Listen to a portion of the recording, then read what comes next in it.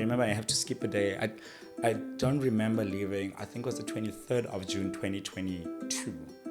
I don't have an experience of that day in my life. I don't know what that looks like. I left 22 June, and then the following day was the 24th. What happened to 23rd of June? I don't know. At some point this year, it was late last year. This year I had to leave a day twice. I think May or something. I had to leave a day twice. 23rd of April, 23rd of April, number 2. It's the very same debate with soccer. Singing. Messi and Cristiano. Cristiano works hard and he contributes very well. Messi effortlessly is just flying. There is that. It's okay, so I can't weigh in on this conversation because I have no idea what you guys are talking about. But I have a picture. I have a picture of there are people that just get in and then it's just The ship is going to Australia, from Miami to Australia. Okay. Guys, it's 28 days in the middle of the ocean.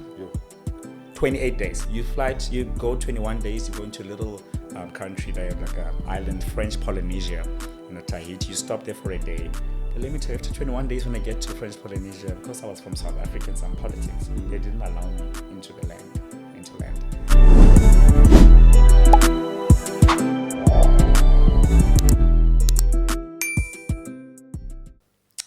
Welcome to yet another episode of the MAGC Wellness Podcast. I'm your host, Makgatho Potwane, and today we'll be talking about something very interesting. We'll be talking about the diversity of medicine, the different careers one can take in the medical field. Today we have Dr. Realeboga Sebitso, who is a senior doctor on the Princess Cruise Lines. I know what you're thinking, right? It sounds like a dream. So let's hear from him. That is so cheesy. No, it sounds like a dream. Working on a cruise ship, ace. When the traveling, like I'm just thinking day. of the different countries. Guys, at the end of the day, it is a job, and I think most people turn to me just like, this is such an adventure, and I hate to admit it, but it's such a great adventure. You're waking up on the ocean, on it every day. Yeah. Thank you so much, guys, for having me here. Yeah. Also, welcome. I appreciate it. You got a bit excited. So I think, please just tell our viewers about what it is that you actually do. All right. So I think the easiest way, because if we dive into this, it's a different concept altogether. Before I even dive into what I'm doing, I need to kind of create a picture for someone out there of what cruise ships look like, and then I can dive into the role. I always say, just imagine a hotel and just crop it out and then put it in the ocean and let it float, And inside that hotel that's floating around the world in the ocean, there's a little department, medical department, like a medical center, so the Americans refer to it. It's a mini hospital, bigger than a clinic in the South African context. So obviously, you expect that emergencies will arise. We are humans. We have emergencies, medical emergencies that someone needs to attend to. So there is a department in that floating hotel in the middle of the ocean, the medical center, and I am the lead medical officer. So that's the term that they refer to. So it's my little department in the busy ships where if you feel ill or if you want to prevent being ill or you have an emergency, you reach out and myself and the team respond to you. So I am a senior doctor for Princess Cruise Lines, lead medical officer, and I've been doing this for about 3 years now. It's a little medical center, like I said. We've got doctors on board depending on the size of the ship. We've got nurses, we've got paramedics, we've got healthcare assistants on board, and I head that department. So I'm going to ask this question, and Ace, correct me if I'm a little bit off, right? Sure. Are you not a little bit too young to be a senior? This is such a problematic question. Yeah, but you know what I mean? Like, for someone to be a lead doctor on a whole cruise ship, yeah. You know what I mean? Or be like a senior doctor on an entire mini hotel, as he says it. I would imagine, usually people are a little bit older. So how did that come about? As much as I find this question so problematic, I will take the compliment. But I think this is the age that we live in now, right? We are that youth, we are the people that we've been waiting for. Sure. So if we cannot do it, who else is supposed to do it? We are that team that needs to kind of shift the paradigm a little bit and make things more relatable, more easier, bring innovations, bring new ideas. Sure. But to personalize it, I started this career about 3 years ago. And, I stepped into it. You start as a junior doctor. They call you a baby doctor. Oh, my God. And I actually have a picture. So after my first contract, they did this nice picture of a baby doctor. So you start off as a baby doctor in a ship where it has 2 doctors, and I think also that's what I love about the company that I work for. They kind of zoom into your abilities, what you can do. They see potential, they recognize it early, and then they invest in it. So I think I may have done something well on my first contract, because when I went into the second contract, there was a gap, and they're just like, I'm sorry, your boss, if I may refer to the senior doctor, is leaving, and the next one is not going to come within the next week, and we think you can lead the department for this duration. And obviously, like anybody else, imposter syndrome kicked in, and I felt unready. But I was like, you know what? But luckily also, my boss at the time believed so much in me, and we did some training, and I stepped into it for that time. I think it was a week or 2 weeks. And I may also have done something right during that time, because the next contract I was promoted, Sure. and that's how it came about.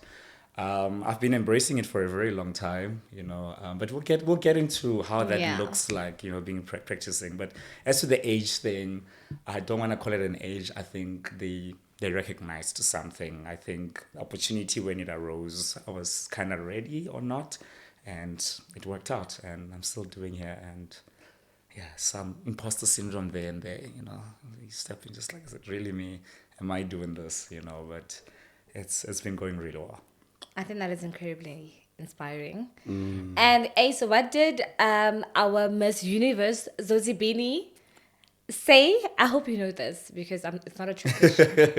But you know, Take up space and cement yourself. Cement yourself. Okay. Yeah. So this is literally, it sounds like that. It sounds like what, that's exactly and I what think you did. sometimes we tend to think that it's going to happen in a certain way. Yeah. That you get training, you get exposure, and then you'll get a warning sign to say, hey, let's sit down, and then we want to promote you. That's the way things happen. But I don't think my life has ever been conventional in any way. But what it happened to me was just like, yo, dude, there's a gap open, and we think instead of getting someone to fill for this duration, we put you in, and then we'll get a junior for you. Sure. And I got into it, I embraced the role. We are never ready for these things, and I think you learn on the job. And I learned on the job, and there's some skills that I acquired, things that I've learned that I had to learn faster. At first, it felt like I was working 2 jobs, because I had to be the doctor during the day, and then do the admin of now running the facility at night, always planning for the following day.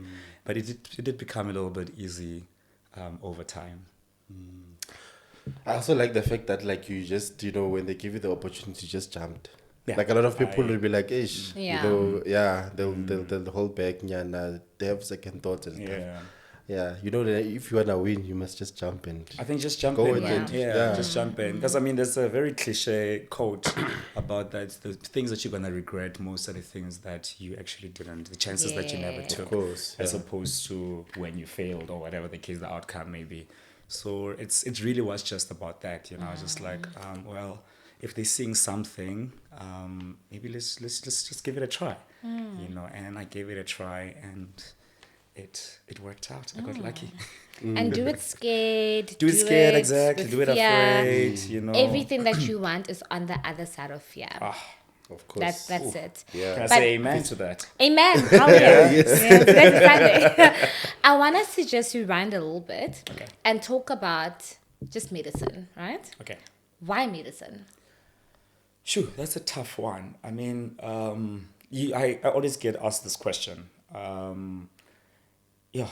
don't know. And as cliche as this sounds, I've always wanted to be a doctor. In fact, I cannot imagine myself doing anything else but being a doctor, for so many reasons. But why a doctor? I don't know, but I just know that at a very early age, before I even knew that applying, at the university, it's called MPCHB, and I had to ask a brother of mine when I was applying, like, what is it called? Because this is something that I want to chase. But prior all of that, it was me getting a lot of exposure. I think there was just something drawing me to hospitals and everything. I remember, I think I was doing grade 10 or grade 9 that I started shadowing. I started working. Really? Yeah, I did. I would go into a hospital back at home, and just see what's happening. And it's not because I wanted to learn, because it was too early to figure things out. I was going in there because there was just something in me that says you probably need to be in this environment. Yeah. And I listened to it, and I kind of groomed that within. I think, personally, I think it feels like it's my purpose. I feel Yeah. very aligned to medicine. As to why I'm doing it, I wish I could say, someone passed away, I saved their life, and then That's usually there was the a story. light, and then there was a light that says apply for medicine. But that's not how it worked out Yeah. for me. For me, it was very inherent. It was just something so innate that was drawing me towards that. And I got lucky that something that I've wanted so long, as soon as I tapped into it, it felt right. And yeah, that's how it came about. I mean, my mom is a retired. My mom, she was a nurse, a midwife, but I can't say that played a role. I delivered a lot of babies with my mom before That is maybe I don't know if I can so say this. Maybe amazing. HPCSA is gonna come. I deliver a few babies with my mom before I actually even. And she's retired. They can't qualified. come. Now. for- Yeah, no, she's retired Yeah, now. But so- and those days are fine, and their names are probably Realeboga. But there was Yeah. just something that kept on drawing me towards that. But also that her being that my grandfather used to be like a doctor's assistant, and they used to call me Dr. Van der Walt, very young. So that was our family doctor at the time. So they could see something, they used to call me Dr. Van der Walt at the time. But I wish I could say they inspired me to become a doctor, but that is not the case. It's just something innate. It excites me, it drives me. The same passion and burn that I felt then, I feel so excited that I'm going into into that again. Sure. Ace, I don't know if you're not inspired. I'm very much, I'm literally like listening. I'm like, yo, wow. Yo. Yeah. But I wanted to go again a little bit, Okay. All right, rewind a little cool. bit. So, we are all ambassadors of Sefako Makgatho Healthcare University. That's what it's called, right? Former Medunsa. Former Former Medunsa. Medunsa, Myself, former Medunsa, yeah. Ace, and Ria, we're all from there. And I know that Ria has quite an interesting, not very common experience of Medunsa. I know you've played a lot of leadership roles, so this is not your first leadership role on the cruise ship. You've Sure, had a yeah, very yeah, interesting Sorry, journey in university. So do you want to take us through that? I did. So varsity, Sefako Makgatho Health Science University, formerly Medunsa. I think we all just refer it to Medunsa or SMU now. Yeah. And I say, guys, with so much pride, guys. When people say where you've studied, instantly that's just Medunsa that comes out of my mind. Yeah. Not even in Job, not even I studied in South Africa. It's not that. I studied Don't people Medunsa. go, where's that? Yeah, of course, it gets to that. And then I have to kind of snap out of it. It's like, Yeah. I got my medical degree in South Africa. I kind of self-correct. But the instant thing, and also it just comes from so much pride, that what university did. So, yeah, I did do my MBCHB in Medunsa, Sefako Makgatho. I think I was probably one of the first cohort of SMU, basically. I think 20... There was like a nice transition. There was a very nice 2014. transition. Then. Yeah. 2014. When did I graduated 2017, but I not graduated I under don't want to say too much about No, SMU, it became SMU 2014, 2015, somewhere there. it was 2016, I think. I could be wrong. It was 2015, No, I think 2016. it's earlier than You that. know why? Yeah, The no, strikes. I remember the strikes. The strikes man. were... But I think we were part of that transition. We were part of the we were part of cohort, that. yeah. Yeah, we were part of of the first people the first to people graduate to under- graduate under SMU. Yeah. 2014. Okay, I did not graduate in 2014. So I did I'm not not saying graduate. the graduation. Yeah. I'm saying the transition from Medunsa to SMU. When was it finalized? When did it was they in confer? 2015, 16 because When there did was they a confer? strike. When did they start conferring degrees under SMU? I think that's the question.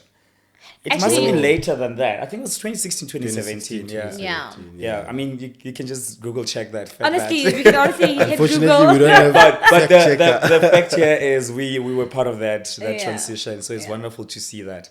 But there was just so much more to that university more than anything. There was a sense of community. I think that's where we most kind of discovered ourselves more than anything. And then there was school. And unfortunately, the order is exactly like that, you know, because like she said, she pointed out that I was quite involved. I went into varsity knowing that I'm going to come out with a medical degree and be a safe and competent doctor, you know.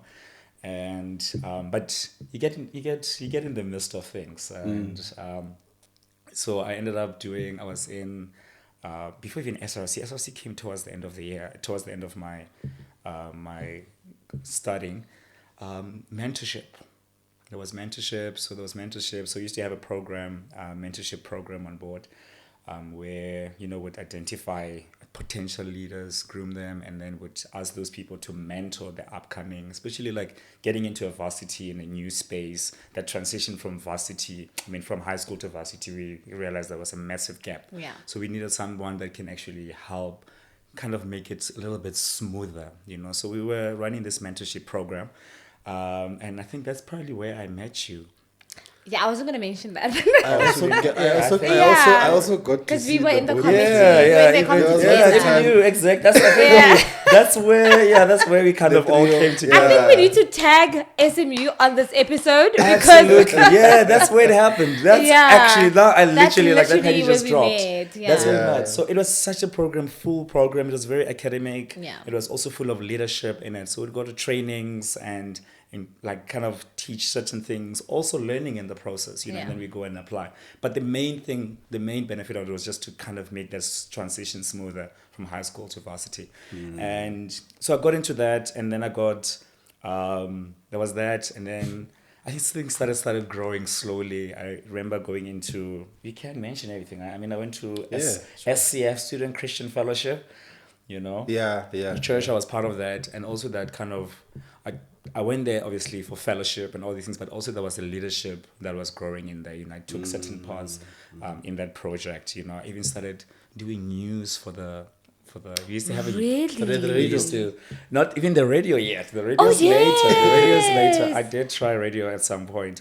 You did radio. You didn't try it. I did radio. I did radio. Yeah, we pioneered SMU FM. I remember I was probably one of the first voices that said, "This is SMU FM" when it went live.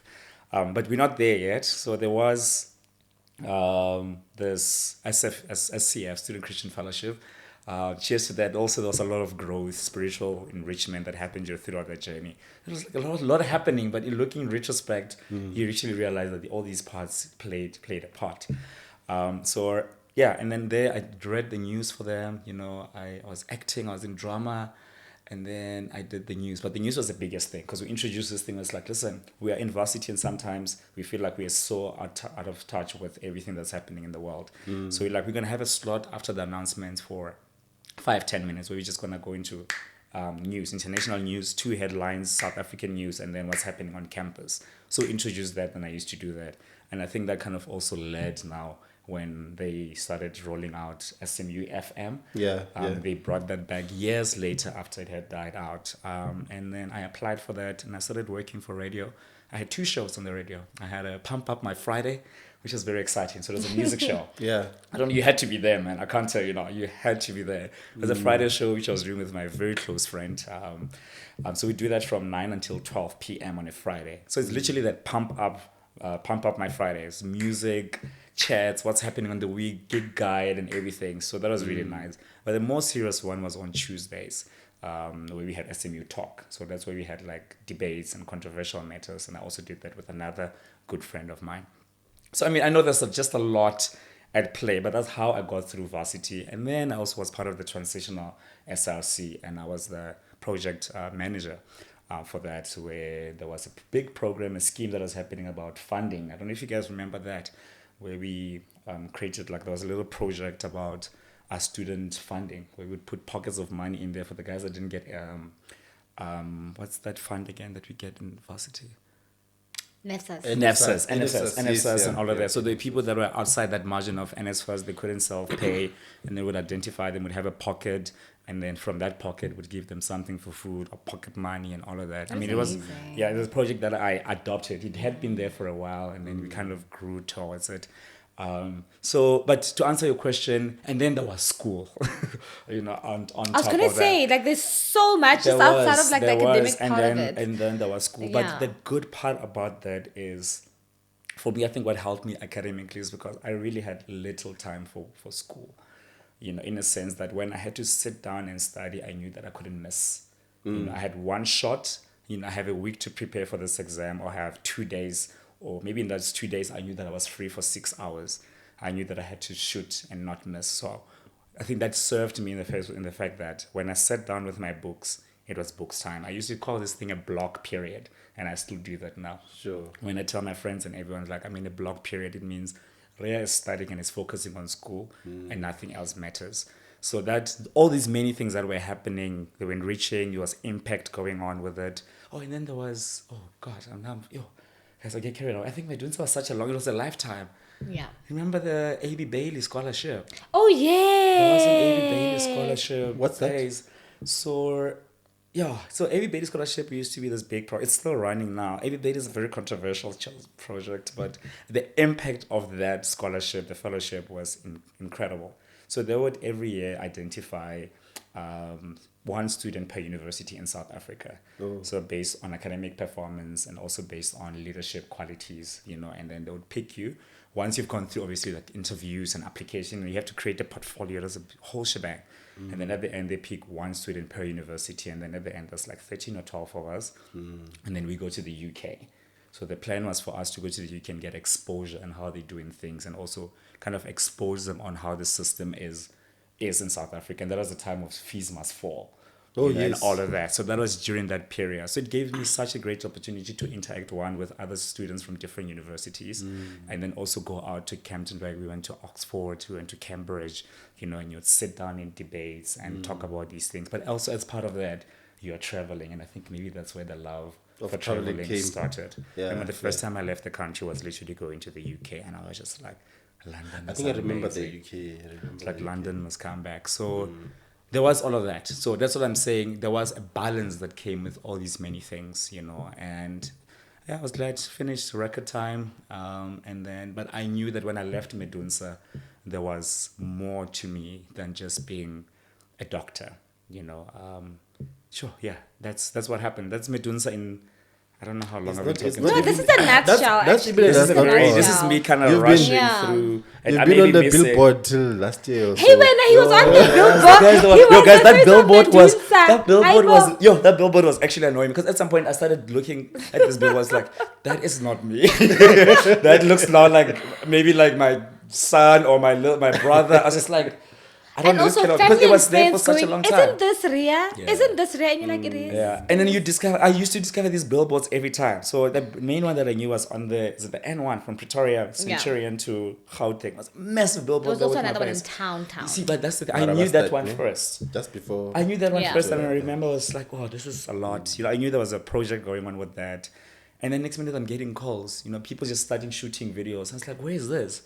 Like, no, this is in Pretoria, Guy. This is in Guy, like different. I was like, I never got to see all of them, because they were just scattered all over. But that, and then cars started also, the vehicles in Medunsa, the vans used to have also like our All faces that, in there, yeah, and graduation booklets, and so it's just all part of the impact. And I think when we did the ambassadorship, people kept on saying, I remember a lot of lawyers came to me, it's like, we saw your picture there, how much are they paying? I was like, Oh no. my gosh. I was like, no, nothing. I mean, this university has done so Yeah. much for me, and if I could give back Or they were looking in for one the way or the other, opportunity. they're looking for an opportunity. Basile. Yeah, and like that. I'm not, guys. I'm not joking. I'm not joking. I had lawyers approaching me. They're like, That is listen, so yours. crazy. And I remember even a year or 2 years, because that billboard was there for a very long If time. it was Yeah. Ace. It was there. If it was Ace, If it you was would have- Ace. Hey, Ace. I wouldn't mess with that opportunity. No. I'm so glad we don't know who you are. So But that it was billboard- like, dude, this thing is still there, have you Yeah. claimed? I was like, negative, because Yeah. I was just, Yeah. it was the pride and also just feeling like if there is something that I can do, I'm sure there is more that we can do to plow back, towards the improvement of Yeah. SMU, but the little that I could do was really just that, and just Yeah. do it. It's like, yeah, do it for free, just get there. Yeah. You know, that billboard, every time I pass with my friends, some of my friends from Petrinza, when I pass there, they were like, isn't this? I was like, of course. Oi. Yeah. Like, Yeah. I don't even know what to say anymore. I must- Or someone sending you the same picture twice. You're like, but we've covered this. Like, it Cool. was so unreal, guys. Like, people would just literally take videos on WhatsApp, and then I see them. I was like, wow. But the best part about it, was when, so my mom is in Volmaranstad. That's where I'm born. I'm from. So I took her one day. Volmaranstad in Northwest. Oh. So side of Clackstop, Potchefstroom, Clackstop, Northwest. Oh yes, I see. Yeah. I see. Yeah. So I brought her to Joburg, with my uncles. They didn't know why they were here. I just said, no man, just come spend some time with me. Then I got them into the car, and then I drove to Centurion. Then I drove back, then I stopped the car. And then I made them show. I will never forget the facial expression or the emotion that my mom had when she saw it, because she had no idea what was happening. And I just literally stopped the car. I was not supposed to have stopped the car because that's a highway, but I did, because I had planned this thing, and I stopped it, and then I'm like, look, and then there she saw me, and that reaction was priceless. It made everything absolutely worth it. But yeah, that's about it. But it's down now, Ace. And I'm happy. Hi. School is not like the most fun of adventures. But I want to ask this before we actually get into your, like ins and outs of the cruise ship and your role and how you actually got there. I actually want to pose this question. Yeah. Are leaders born or made? Because if we listen to Ria's story, it's almost like he was always a leader throughout his entire life, right? Like it was almost like it's innate, like it's something that comes naturally for you. So I don't know, Ace, Ria, Ace, are leaders what do you made think? or born? Are people born leaders? Can you make people leaders? I think you can. What are your views? There's people who have the belief already as born leaders, Yeah. and sometimes there's people who can be made leaders. It's possible. It can be. It both, can be a bit it of can be both. I think, some people just have the potential, but the potential without really putting the work and having people nurture it is going to go to waste. I don't know if you can just get someone and say, I'm going to turn you into a leader. That's a different debate altogether. It's the very same debate with soccer. Singing. Messi Yeah. and Cristiano. Cristiano works hard, and yes. he contributes very well. Messi effortlessly he is does just it. fly. So there is that. It's Okay, that so debate, I can't weigh in on this conversation because I have no idea what you guys are talking about. but I have a picture. I have a picture of there are people that just get in and hard it's just Yeah. but I think everything you just need to put in a little bit of work. I always say your opportunities also need to meet you already. Yeah. There need to be a level of preparation, level of readiness, or maybe it's just talent. I don't know, but but it on its own, would it be able to sustain it for long? I don't know. It's tough. I don't know. I can't answer your question. I also feel like opportunities wouldn't meet you if you weren't ready. Also, You think so? yeah, and I feel like it's like singing. You get people that go to vocal coaches and they can sustain as like a vibrato. That's a perfect example. And then there are people that are born, they can just sing can just their sing. lungs out. Effortlessly. So I feel like leadership, we could also, guys, we are not. Yeah, I mean it's open. I mean It's an open conversation and it's so it's a please very actually old weigh out debate. in the comments. Yeah, absolutely. I I would also like to know what people are thinking. It's a very old debate, but it's still ongoing. I'm sure there's some studies into it. Like psychology that's been applied and research. I don't know where the research is. It's nothing that I've never really kind of devoted myself to. But it would be nice to get feedback, to hear where we are, what's happening. Is it biological inherently, or is it something that you acquire over time? But yeah, I know I'm not gonna sit here and say. I feel like you're I think I had to put in the work. leader. I had to put in some work. It was there. I still believe it's there. But for me to perfect the art or maybe to produce great results, because it's one thing to be there and sing, but if you want to really master the art or just deliver very exceptionally, you need to go an extra mile. And I always say, guys, there's no traffic in the extra mile. Hey, try it. Like, why don't you go an extra mile? Go empty. No one wants to go. Nobody wants to go an extra mile. Go empty. There's no traffic. So go there. That's why I always go. It's empty. It's hard. Nobody wants to go, but once you get into that extra mile, there's no one. There's no traffic in there. So, guys, please in the comment section tell us your views. It'll actually be really because nice. It's a very interesting, I think, conversation, and maybe we should put a poll out where do you believe leaders are born, or do you believe you can make a leader? I think it'd be very interesting to see that. But now coming back to the cruise ship, right? Okay. So say for someone that wants to get into the line of work, do they just apply? Do you just wake up and go, I'm going to go into a cruise ship, application, done? Yeah. And also, how did you encounter that? Because it's not a very traditional thing that Sure. doctors do. Yeah, it's very unconventional, and that's what I like to deem it because I've always wanted to do something a little unconventional. So my journey is, apologies. So I went through MBCHB at SMU proudly, Yeah. and then I did my internship in ComServe like everybody else, and then after ComServe, I did my ComServe in orthopedics, and that's the reason why I'm saying this. I did my ComServe in orthopedics for the first 6 months. ComServe is supposed to do one department for 6 months and then switch to the other. So I went to Klerksdorp as part of community service because I think the latter part of my studies were funded, like I was very grateful for that because my mom had to carry me. Can we ask who funded you?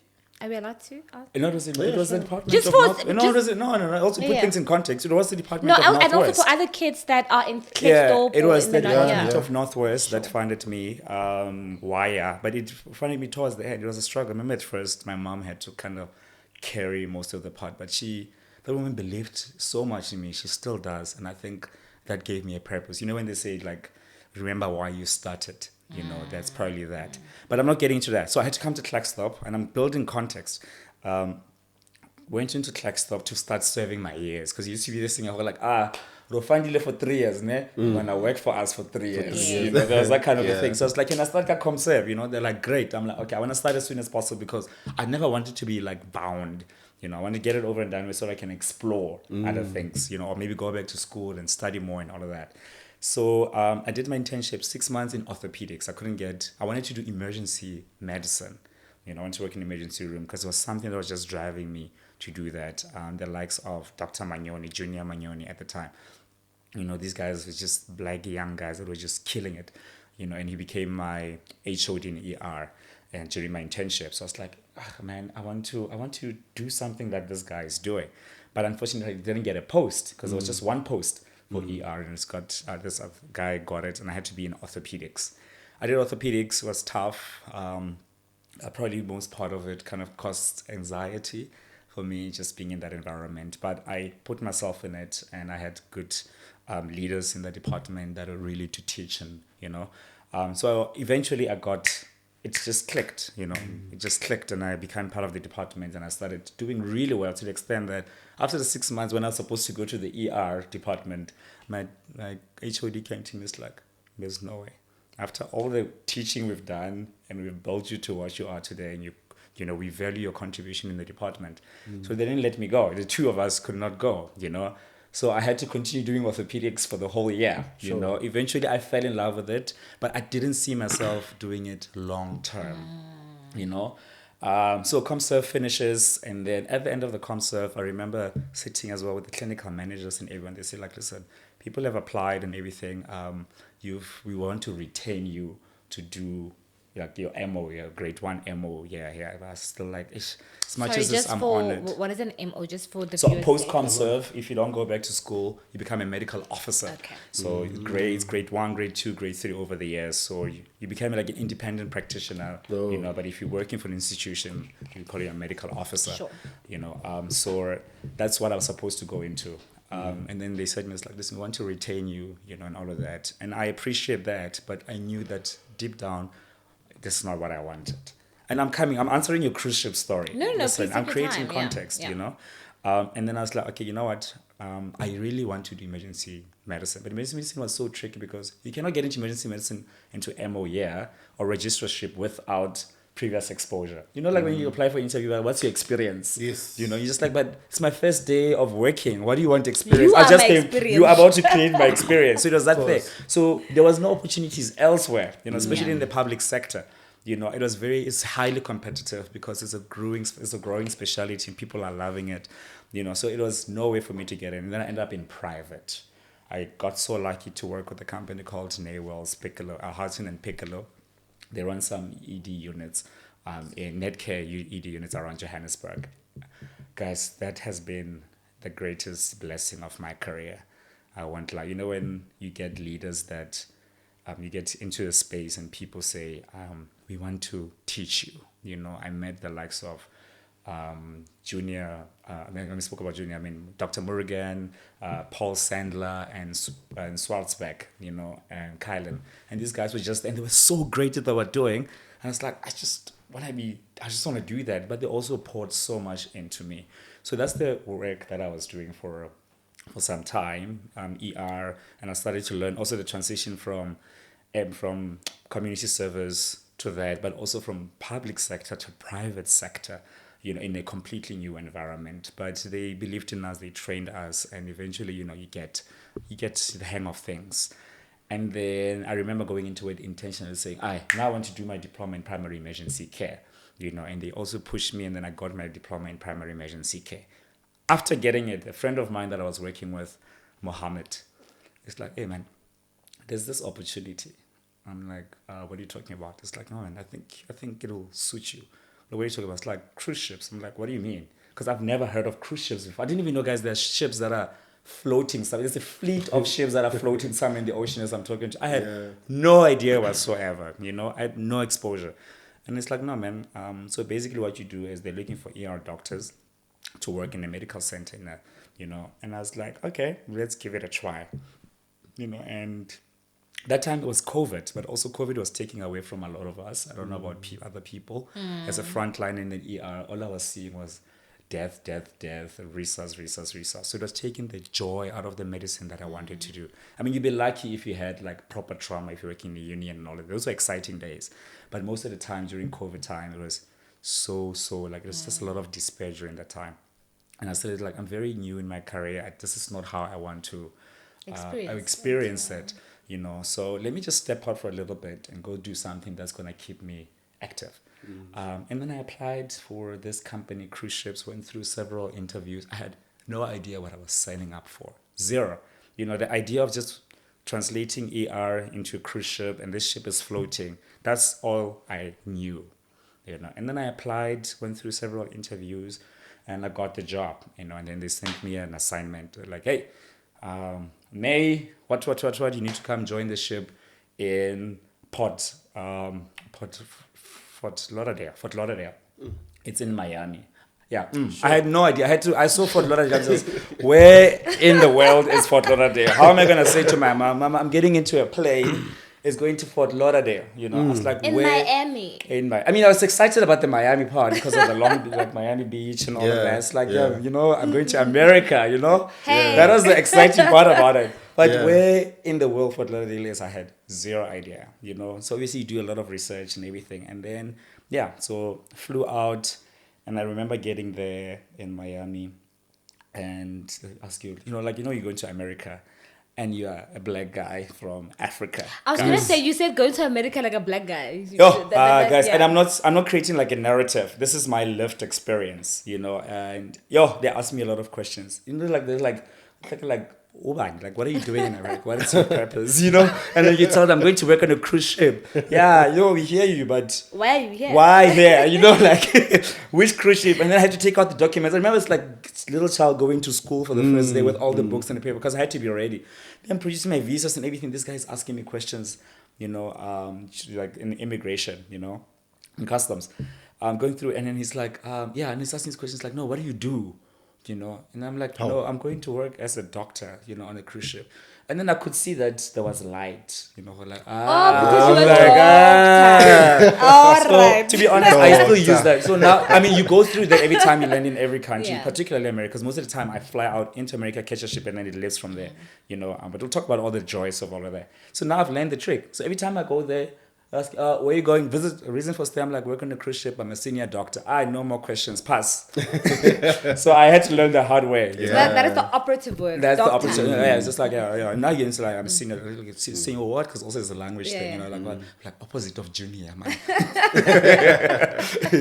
And then I pass. No more questions and everything. And then I joined the ship. And that's where the adventure started. I just remember being outside because when you arrive, you spend first a day in a hotel. Then the following day, the ship arrives. Then you meet. So the purpose is just to meet the ship where it is at the time. Yeah. Yeah. And then I joined the ship. Outside, I'm looking at this massive thing. I was just like, oh my goodness. And I'm sure it's obvious what my mind came to. It was obviously like Titanic moment going on there. Obviously, because it was so Yeah. huge. It was really huge. Nothing that I've ever imagined. It was massive, guys. I'm not even exaggerating. And it was probably this. It was actually the smallest ship in the fleet, the Coral Princess. And then there it is. There's this lady coming in. It's like, okay, yeah, I'm the doctor on board. We need to do quick handover because the ship is leaving. It's going to Australia. Like Context. now. Now it's leaving. You just joined now. Go rest. Tomorrow morning, the ship is From going to Miami. Australia. From Miami to Australia. Okay. Guys, it's 28 days in the middle of the ocean. Yo. 28 days. You go 21 days, you go into a little country there, like an island, French Polynesia, Tahiti. You stop there for a day. But let me tell you, after 21 days, when I get to French Polynesia, because I was from South Africa and some politics, they didn't allow me into land. So I had to stay on board and then 8 more days to Australia. So that was my first experience. I was like, I know this is not what And I what is signed going up for. through your mind at that? Yeah. It's a lot. But first of all, I know that the primary reason I'm there is work. But when they hand it over to me, I remember, God, usually we get like a proper handover, especially if you're new to sea. They do a proper handover, teach you about, because it's a different system altogether. From public health, the systems that they use on board. Medicine is medicine. And I took care of the fact that at least I've got the clinical skills and, the acuity. And I have that. I had to just focus on learning these many programs. There's like training programs, there's programs about policies, programs about sea care where you put patients' files, but also you need to now learn to integrate all of that into the bigger community, working with the deck officers, engineers, guest services, and all of that. So it was a lot. The handover was overwhelming. Usually it happens over a day, like about 4 days or so, but I got my handover in like probably 3 hours, because this lady had to leave the ship before the ship sails, So that happened. I was so overwhelmed, and I remember, but I had one of the best, Deborah Hurry. She was my senior doctor at the time, and she was just like, listen, we're going to figure this thing out, and we did, but at the time, I know that the primary thing that I had to get right is don't kill anyone. Don't kill Americans. Don't give them an opportunity to sue you. And I had to just get that right. Whether I'm still fighting, I don't know how to really send a proper email or how this email automation works. I didn't care any about that, but Don't keep kill an them. American Yeah. alive, It's your That primary is role. their primary goal, Yeah. Yeah. So I did that, but over time, with exposure, like everything else, you get to learn the bits and the pieces, and then you also identify opportunities where you can kind of build on and everything. So that was my experience, of joining it. How people can do it, it's a different career pathway altogether. We still all pray and hope that it becomes a specialty on its own. People still think it's more like GP or family medicine, but maritime medicine is different. And I can tell you why. Because, in the ER, you can work in the ER. If something complicates, there's other doctors on board. There's a sense of comfort, that I can call someone out and there are colleagues on the ground, they can help me. You're not going to always win, but you know that there was support especially where I trained with Medcare. I knew that I was alone on the ER, but if things get really difficult, I can call my boss and say, I'm struggling. And they would be there or they'll send someone. So there is that.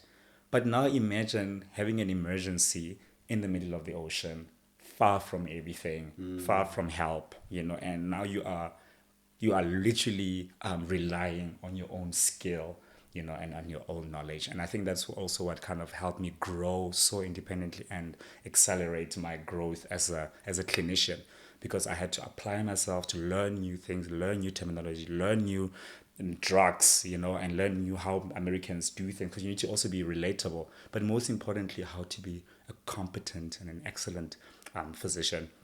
It takes a lot. So it's that you are alone. It's just the two of you. You bounce ideas between each other. What do you think is going on here? What's your diagnosis? You need to figure things out and make decisions, because the further you are away, the more critical the condition becomes. And you need to make decisions quickly. If you decide to send someone to a certain hospital, you need to communicate that with the HOC shoreside. You need to speak to the captain. So everything it's critical. It's time. But above all, that's what I appreciated about it. It's kind of, I stepped out of the comfort zone, and that's why I say unconventional. And I learned to be a doctor, not on my own fully, but I had to really know know my shit, basically. Yeah. We do get a lot of support. I mean, we work together. The nurses are competent, and sometimes where I fall short, they can pick up things, and I thrive in that, that's the kind of culture that I create every time I go on. But it's like, I don't know everything. Yeah. In some of the conditions, because the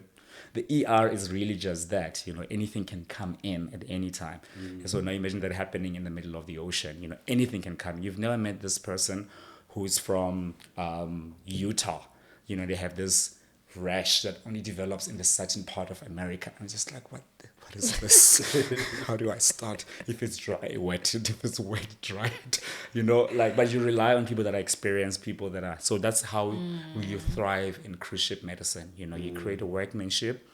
You're a doctor, you'll make final decisions, but you rely on other people, to kind of put chip in. But over time, you learn this and you apply yourself, you study further. But outside that, we have HOC support, that's the Health Operations Centers. These are the guys, big bosses that are sitting in the office and they're looking at this microscope on every ship, and then if you have a problem, you can reach out to them. Like, this is the situation. And one of them is a clinician and they'll tell you, all of them are, but they'll always discuss cases with you. But if that fails, we have telemedicine. We use telemedicine a lot. So we work with the University of Texas, the medical branch. So I can just say, hey, I've got a cardiology case. This is an NSTEMI or a STEMI borderline, whatever the case may be. I'm dealing with possible pericarditis, whatever the case is, what you see or you're uncertain of, you call them out and then you discuss cases with them, and then they guide you through the management. But also it's still recommendations. At the end of the day, it's your decision to make about these patients, what you decide. So there is a lot. That is the work front of it, we work every day on cruise ships. Guys, I need to drink water. I become a little bit passionate when I speak about these things. No. But also, I actually want to know, what does your typical day look like? Because if you're working every day, what does because you don't have a 9 to 5, I would imagine. So people to think we don't work hard in cruise ships, that's it's a cruise ship. Now I'm thinking people don't get sick, 6, right? You just people don't get sick. That's what you think. I'm thinking jacuzzis. Guys, everything is there. And that's the dangerous part, because people go there, they want to try new things. It's just like, why in the middle of the ocean? Yeah, exactly. So, it's frustrating. Why would you not try it in the middle of the ocean? It's so bad that people go in a jacuzzi. Exactly. Like, why don't you're on a cruise ship? Why are you coming to a medical center? Yeah. But I'll break my day down to you. But such things just frustrate you. Just like, yo. So you've had this condition for 3 weeks. Now the foot looks like this, and I need to take care of it. Why did you not go see it? So these are the questions that you tend to ask when you get frustrated. But obviously very nicely and welcoming, But once you leave that consulting room, you're just like, hi. This ulcer was 2 by 2 like 2 weeks ago. Now it's massive. Look at this foot; it's about to fall off. And they come in cruise ships because they plan these cruise ships, they plan these ships. And what is an ulcer, guys, when the cruise ship is coming? They months ahead. A headache. And they're flying in, and you're just like, okay, but that's also what will make you a good doctor or a healthcare worker on the cruise ship. You need to always put things into context, guys. These people have planned this and they're here on vacation, and your job is to keep them alive primarily, 2, save their limbs, but 3, you need to also make them enjoy, because you're working for it's a business. It's a business, to be honest. So you need to make them really enjoy. So whatever that you have, and they come to you, and also they're vulnerable because they have nowhere else. If it's not me, then an oak or a whale has to help them, So they don't have really much options. So and I need to help them. So you need to also check into that. Like, I understand something so minor, but if you are there, you're not used to being sick, and then you ask for help. So how my day looks, we've got 3 days on cruise ships. That's all. We never know when it's Monday, Tuesday, Friday, because it doesn't matter. It doesn't change your life. Sunday, amazing. Friday, there's no such thing on cruise ships. Sometimes you really forget to extend that.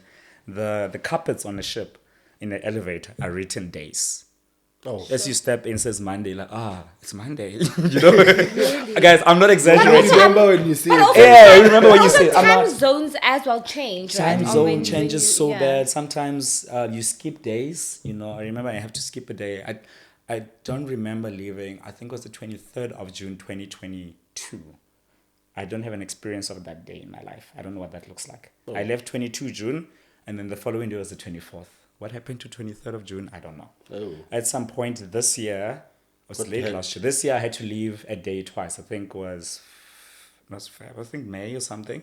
I had to leave a day twice. 23rd of April, 23rd of April, number 2. That and would then mess 24th. with me. I That's don't know how how you travel. I'd- You travel I'd across, because we were manage. moving from America to French Polynesia. So Sure. time changes. Sometimes you go an hour ahead. They'll tell you, tomorrow going an hour ahead. What that means is 12 to, at 2 a.m. depends on the captain. At 2 a.m. in the morning, it's no longer this day, it's a new day. It's not 2 a.m. actually. It's 3 a.m. We've gone an hour ahead. So you know that night you had to go to bed It early sounds like because time travel, does it not? it is. It does feel like it sometimes. Yeah. Sometimes you gain an extra hour so that you can match, the time of that, We got hacked 2019. I literally don't remember that year well, because that year particularly because of what happened with COVID. I was Yeah. going to ask, were you on a Yeah, ship? 2020. No, I was not on a ship, but then there's like some mind thing happening there because of what happened with the COVID. COVID, Yeah. yeah. Hey man, I hope you don't have a COVID brain. Hey? It's a thing. Okay, we're not going to Okay, go we're not into gonna tap that. into We're not going to tap into that because I'm curious. I want to know what a COVID brain is, but we don't have the time for that. All right, we're not gonna. Yeah, but so that's just the extent of how. So you need to fit, especially if you're doing like transatlantic crosses. Sure. You go towards Hawaii and then you have to go an hour forward. So by the time you get to Honolulu, it's the capital of Hawaii, you are in the same time zone. And then you go back to San Diego, you go back and then it's like you're losing an hour. So by the time you arrive, you're on the same time zone. So sometimes it's an extreme that it's not an hour that you're losing or gaining. It's a whole day. If you're crossing the equator or the date line, it's the date line. You cross the date line, you lose. You go up, I think, north to south. I don't remember well. Yeah, north to south, you lose a day, and then south to north, you gain a day. Does this ever I'm cause confused. mental health issues? It's confusing. Yeah, it Does is. this ever cause mental health issues where people come and go, I don't think I'm okay. We lost 2 days. What is going on? I honestly think that would give me so much anxiety. So Just I from- could be wrong about which direction, but yeah, you cross the international date line. When you cross the international date line, it's really like, okay, because now you are in this hemisphere or this part of, we are now more towards Australia than you were in America, because like Australia is like ahead of everyone, so now you have to gain a day to match up on that day. So I'm telling you, literally, this is practically, you go to work, is the 23rd of April today. You write notes the whole day and everything. You come back to work the following day. It's 23rd of May. Same thing. Yeah. Same thing. I would not be So okay. at some I'm point, sorry. Like, at it some doesn't- point, we had to use Yeah. brackets to say this is 23rd of May 1, 23rd of May 2. And then sometimes you lose a day. So it's the 22nd of June, and then you wake up in the morning, it's the 24th of June. Because now you're going the reverse. It's there. It's happening, guys. Ace, I don't know. How do you like? Can you see how I know, I can see. Ace has especially so much just to like, say, a lot of he's just looking at me. He's like, I'm sure people are listening. Like, oh yeah, wow, Ace is wow, Because So besides maybe the time, yeah. have you adapted with the motion thingy? Because I know Yes, the first 2-3 days on the ship. It's pretty There's tough. this- It also yeah. depends on where you're sailing. So you will get motion sickness. It's one of the most presenting, not most, because we do really see like big things, but people do come in with motion sickness. So you come in on board and then it sways a little bit, and then you start either vomiting, or nausea, and sometimes a little bit of dizziness, and we have all sorts of treatment, even over the counter medication, and especially for crew, we have metrazine that we put outside. So that they can grab, and we also teach them, on how to you take leave them. medicine outside for people to grab. Yes, it's an over-the-counter medication. It's like going to Oh, so you buy can't your own- overdose on that. You can. They're working So on a you know if trust you have- system. You really can. You really can. I You think can't do that in for- South Africa. I think Please if you don't have do that. a lot of anxiety, Yeah. hey, you must give it this guy. When? You know, I was on a cruise last Was year it an for 7 MSC days. cruise? Let's No, not- we need let's to not know. mention that. Let's Yeah. not go into what it was. Day cruises. Okay, AC. Hey, let me explain. Sure. Hey, the day 2. Hey, bantu lava vuwa nget like good driver makaimisa jile. Because it was like It's what it was cruises crazy because of this Yeah. motion thing. It was really No, motion Working thing, it's on me, serious. yeah. guys. Are we not It's so gonna- bad. People are we get not gonna admitted for Talk motion about the sickness. elephant in the room. What that? cruise What was cruise? this? It was one of those nice ones, huh? Which I could we must tag them in the In our caption. No, it's We fine. bringing- I mentioned the name. We It's bring MSC. attention Oh, to. MSC Cruise, yeah. No, okay. it sounds like But that's the one that's about 7 popular days. towards, I mean, where we are, South Africa. Africa. It's Yeah. MSC. Yeah. Is there another one in South Africa? No, they only come and go. Like ours do come. We had a crown princess that came to Durban and Cape Town, but they're going north. Maybe they're going to Europe or something. Oh. They don't stay. MSC is the one that's really popular where we are. But motion sickness is a thing, man. I remember there was we treated a lot. You know, obviously depends on severity. But I was going to say for crew members, you know, sometimes it gets so bad that we Yeah. had to medically disembark them from the ship. Sure. You know, sometimes you even start worrying, like, is this person having like a cerebral problem? You know, what is happening? You start doing like imaging, like CT scans and MRIs, just to find out, just to make sure that. Oh, you're that not, is in the ship. The city's. Oh. we don't have CT. No, we can set them shoreside for that. We are well equipped. I'll take you through that.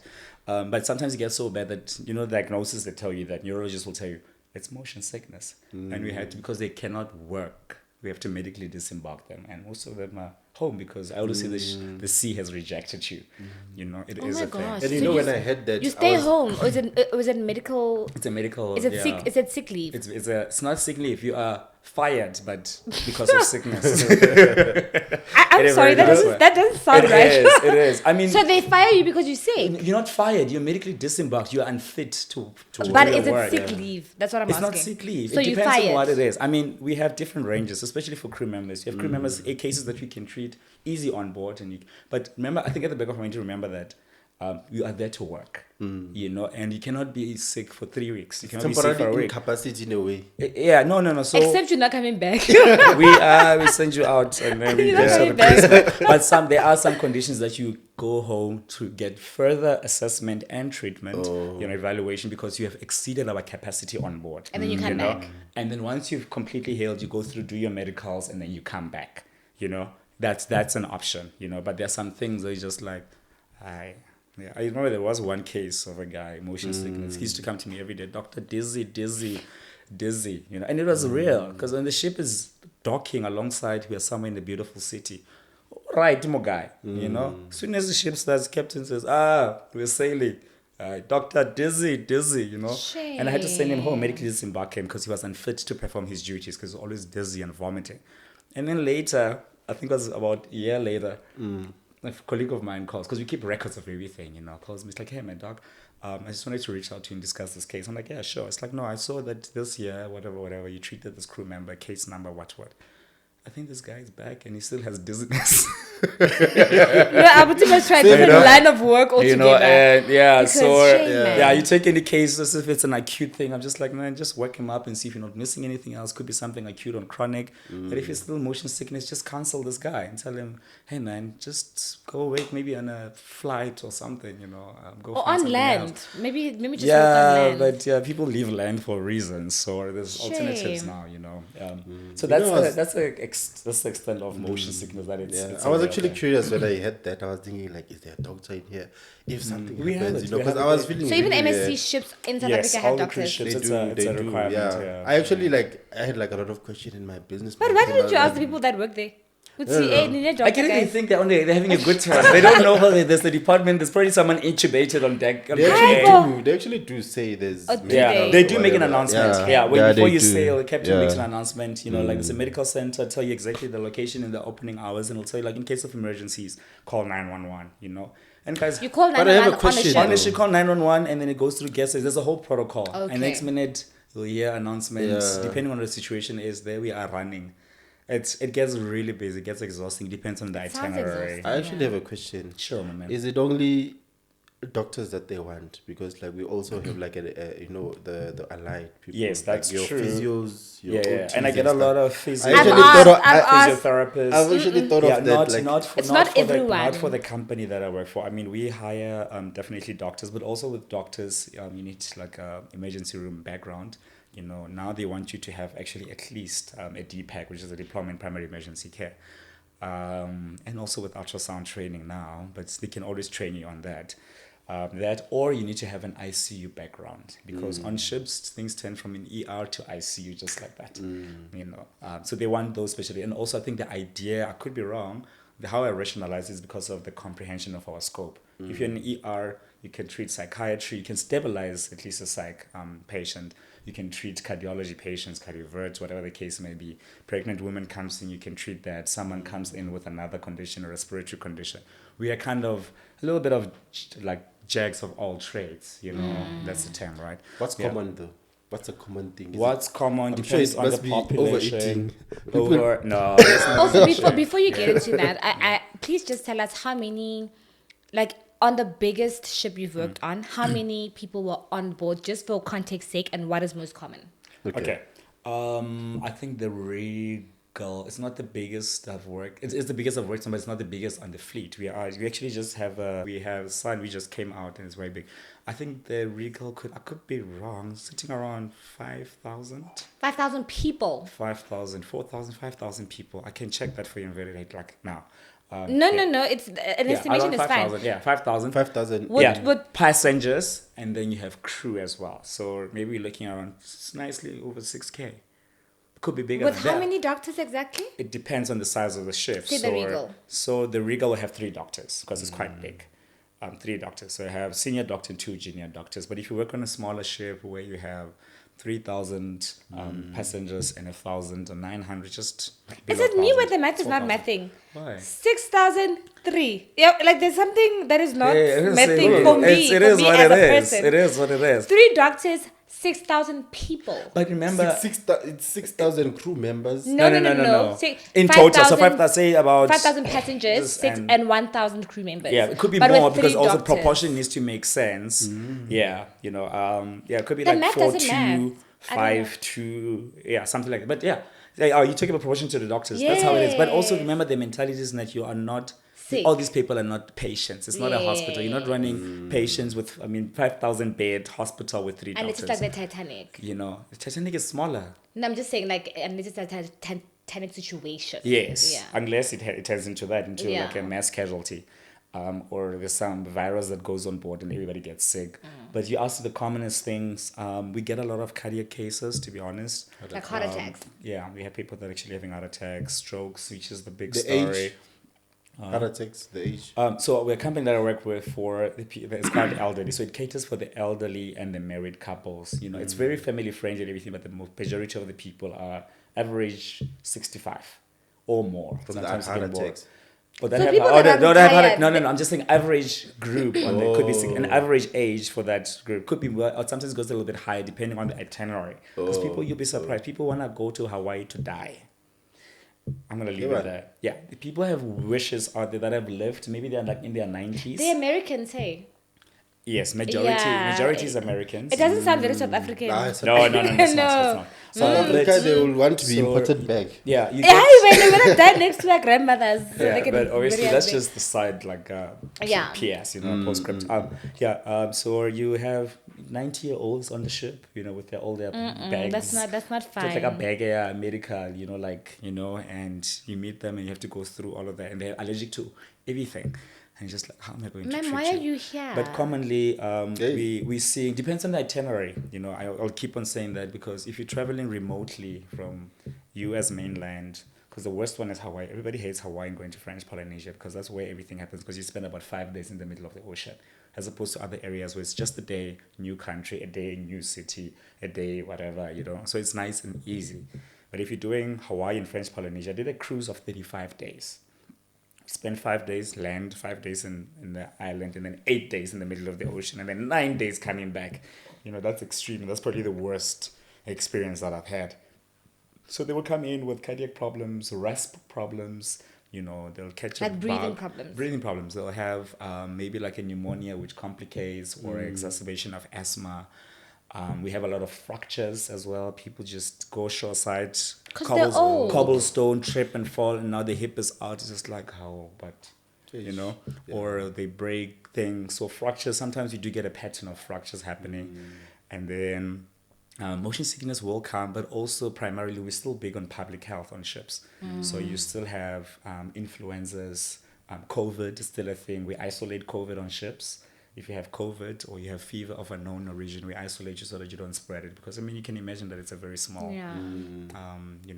ship. So we try to mitigate that risk.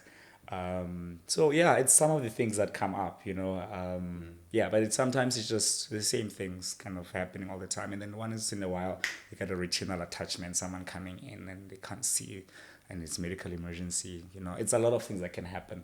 But around that, just to wrap that up nicely, we do get help. Like I said, 1 week, something that we can treat on board, we can treat it thoroughly, and maybe something from curative or rehabilitation. If you can treat it on board, we keep you on board. If we have to get extra help, like get a CT scan done, then when we get to the land, hopefully you'll live long enough to get to land. You will live. You will live. We get you to land and you're like, okay, we need help, so do CT, and then we get you to do a CAT scan. And if you can come back on board, great. But if you feel like your condition is so severe that it's exceeding our capabilities, maybe for me as a doctor, or as for the resources as well, we're like, okay, we're going to leave you on land, we're medically disembarking you. But if it happens in the middle of the ocean as a medical emergency, like you're having a stroke in the middle of the ocean, then we have to call a helicopter or find a way to get you to get help as quickly as it's required. Talking about helicopters and strokes I think I know and where this is everything in going. between, I a know little where this is birdie going. or a big birdie in this case, told us that you landed on American, news shows. Babana SABC News. I heard But it from of you. America. Yeah. Don't say you heard it from me. I heard it from the news. American news. You heard it from the news. and Yes, you shared I the saw it link. on the news and I shared the link with Link with you. me, yeah, Yes, okay. because it's SMU also. And SMU heard the news and they shared it. Yeah, So yo, that that's why I'm blew like, it's a up, big yeah. birdie. It's not even a little birdie that told us this, it's a big birdie. You landed on American screens. I did. You It was my TV debut as well. I didn't know it That was going to is happen in America. It was so wild. wild. I'd never been on TV before. The first time I did, it was on Good Morning America and ABC That is News. crazy. And the People magazine ran with it. And there was just a lot of things, calls and everything. So it's fair to call you a celebrity now. Because No, if man. you're on People's No. magazine, It guys. also, it was quite quick. It was quite quick. I mean, the article is big. It's focused on a case that we treated at sea.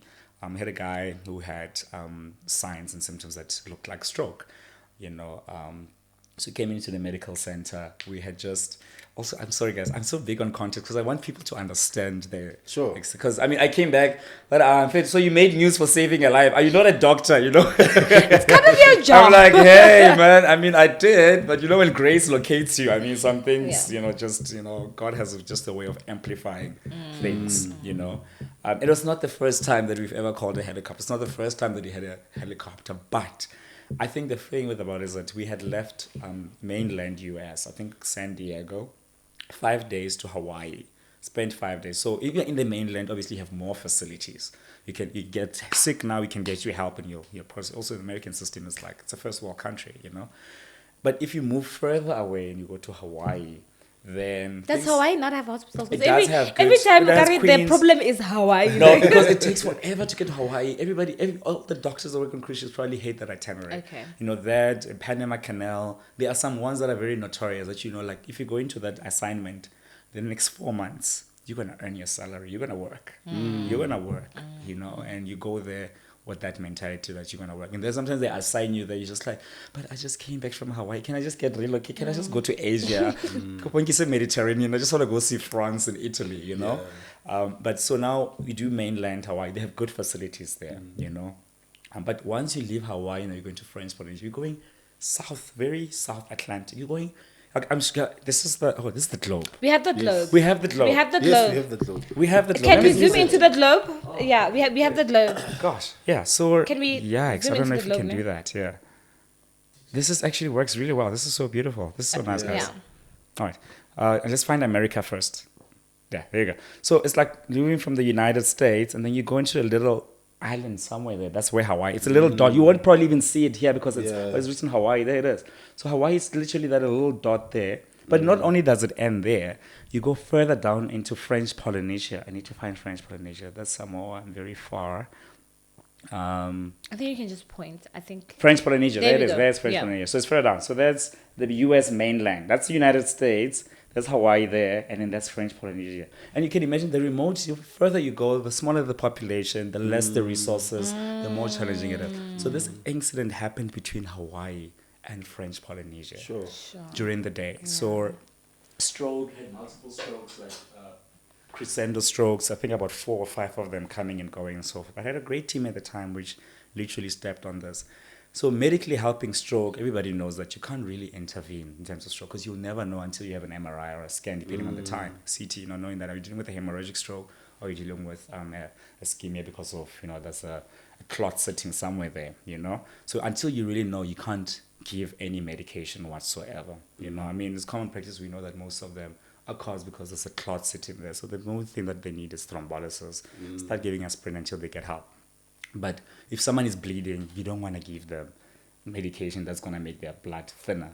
That's always the dilemma, and it's always there. That's why when you get into a trauma centers or a stroke centers, when they come in with what looks like stroke, the first thing they do is image first to find out what kind of a stroke it is before they can treat it. So imagine that happening in the middle of nowhere, So we're dealing with this guy, we're sitting there, so he's like, this is a stroke, but we just don't know which type of stroke it is, So obviously we do what we can, we do like our initial interventions and everything to keep this man alive. But at the same time, what this man needs is a stroke center. He needs to go to a facility where he can get scans, at least one, and then get intervention. And also, you cannot just send him to, I don't know what hospital, that's not going to help him. There's no point. It's not a good decision. You send him to a mill park or whatever the case may be, where they know definitely if it is stroke and it's caused by this, they can treat it. Not just any other hospital. You get to a clinic, stroke. You didn't do this man any justice, so they're not going to do anything, So that was the situation. So we've left Hawaii, we're going to French Polynesia, and then I have this guy with a stroke. We can't do so much for him on board, but ultimately he needs imaging and he needs intervention. So then we spoke to HOC, Health Operations Center. There's a whole protocol. You discuss the cases and everything, and then you let the captain know.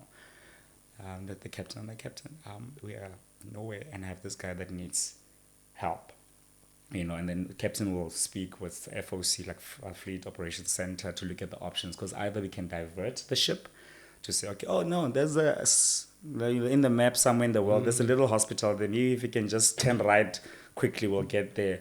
But we're out of nowhere, so we had to get the helicopter. That was the decision made, to come and get this man out of the ship where we are. But we were so far off from Hawaii coastline that we had to turn the ship, speed up, going back, so that we can meet the helicopter halfway. Because it's also a dangerous mission. Helicopter fuel is expensive and it runs out.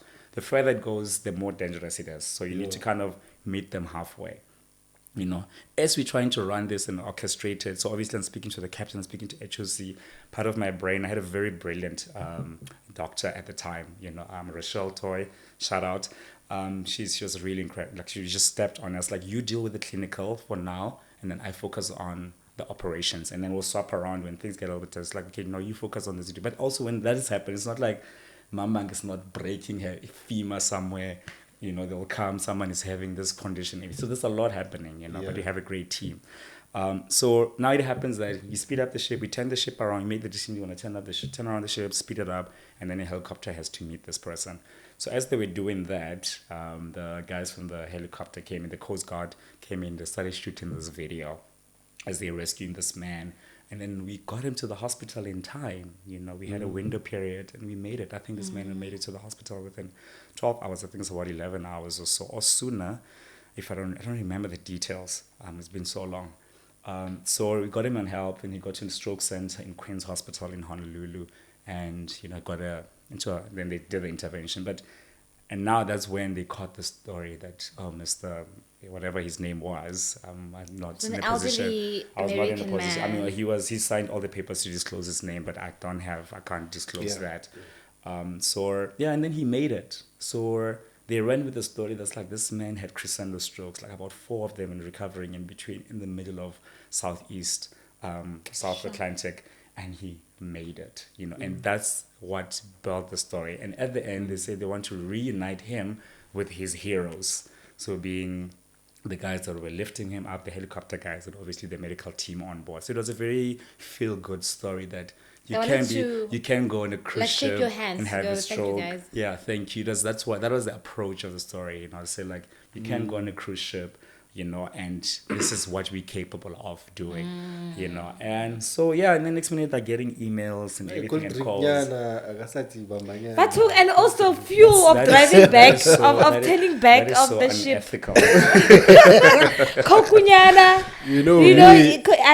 So that was there. So I mean, Good Morning America was the first one to run with the story, the ABC News, and then literally they ran some interview. I couldn't be in that interview because I was so busy when he was on the interview with the. If you look at the whole story, they're doing a live video with the guys, the rescue team. But I was not. I was happy. I was being a doctor. I was working. There was no time to do interviews. And then they eventually said, like, listen, we really want to incorporate you. So I did an interview with them. It was really amazing. Telling them about the logistics, took them through the medical center, what we can do, and everything, all of that. And then they put the story together. And I did get to speak to him and the wife. And the wife was so grateful because I mean, when he left, she stayed behind. And she I had wasn't to on the counsel cruise her. She was on cruise ship, but when he did the operation, you couldn't get her. Sometimes because of the space and everything. And if it's a dangerous mission, you want to mitigate risk as much as you can. So she remained, but she was so thankful. But Good Morning America ran with it, ABC News, which is a part of that, and then magazines around America just started writing about. Sometimes, literally, remember what happened with the Billboard? Yeah. Told you that I'll just get links, and I'll read it, and then you can go and check it out on ABC News. It talks about the guy that had multiple strokes on a cruise ship, and they started mentioning Dr. Realeboga Sebitso. So we did an interview with them, tell them how the operation works and everything, and yeah, so it's just those moments that make it worth it. You're just like, I'm glad today we saved a life. That kind of a thing. Yeah. I have so many questions, but we have run out of time. I'm sure we have, yes. No, but like I have so many questions because it just sounds like it's not medicine. You know what I mean? Like it sounds like a TV show. It sounds like a series, The Bold and the Beautiful. There, but you can see the amount of passion that you talking with, that you really, really love what you do. So what are your future plans and your goals moving forward? Are you planning on doing this forever? That's a tough question. And I can tell you why. Because I don't know. I think I had two turning points in my life, and I don't know if this resonates with anyone. The first one was the fact that the reason I went very so unconventional was the fact that I realized that you can put me in any environment, work-wise. I'll struggle, but I will thrive. So at some point, I told myself, I'm going to stop working for medicine. It needs to work for me now. Hello. So that's what's happening. That's how I structured my career, to say I'm not going to be chasing medicine. I need to orchestrate in a sense that now it's serving me, because outside medicine, people can go into my Instagram. There's really minimal about medicine or cruise ships. It's just about me, the guy that likes traveling. Because I didn't want to, and adrenaline. I do jump out of helicopters and quite like more than the usual person. We had to throw the adrenaline part in there. So I didn't want to lose. That's one. Number two, also I've realized that I think sometimes when we dream, we dream in parallel. You think I want to be this great person, a great husband. I want to be a great doctor. I want to travel, but we always think it has to happen in phases. Because I've always thought I would have to work first in emergency medicine and whatever, and then retire early so that I can travel. But we don't realize that there's sometimes God creates an opportunity for you to merge everything. And for me, this is a point of convergence for me, for me to be able to live as I do, as fulfilled as I am, that I can travel and see I'm sitting around 49 countries now. Can't wait to see more. But also still be such a safe and competent doctor, and travel at the same time, So it's that everything coming together. But what I'm trying to get to is that I don't know where this is going. I mean, I know where it's going. I don't want to disclose, but for now, it makes so much sense. I know definitely I have great passion for emergency medicine, and maybe going back and specializing in that to just fulfill it.